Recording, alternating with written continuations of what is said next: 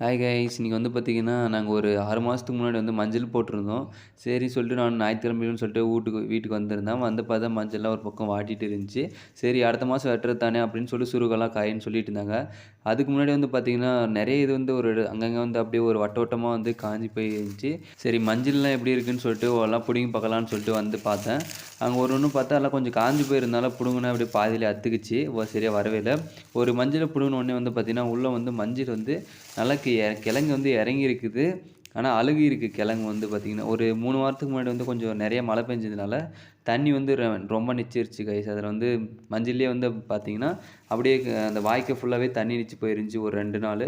அதனால என்ன பண்ணுச்சுன்னா, ஈரம் அதிகமானதுனால மஞ்சள் பூராமே அப்படியே அழுக ஆரம்பிச்சுருச்சு. இதுக்கு வந்து பார்த்தீங்கன்னா, ஒரு 30, 40,000 வந்து செலவாயிருச்சு கைஸ். மஞ்சள் வந்து விதை மஞ்சள் வாங்குனது, அப்புறம் சொட்டு நீர் போட்டது, பைப் போட்டது, ஆளு வச்சு மஞ்சள் நட்டது எல்லாமே கணக்கு போட்டா ஒரு 50,000 பக்கம் வந்துரும் கைஸ். சரி ஏதோ இந்த வாட்டி போட்டா மஞ்சள் ஒரு மடங்கு வரும். செலவு பண்ணத விட ஒரு அதிகமா வந்துச்சுன்னா பரவாயில்ல அப்படின்னு நினச்சிருந்தோம்.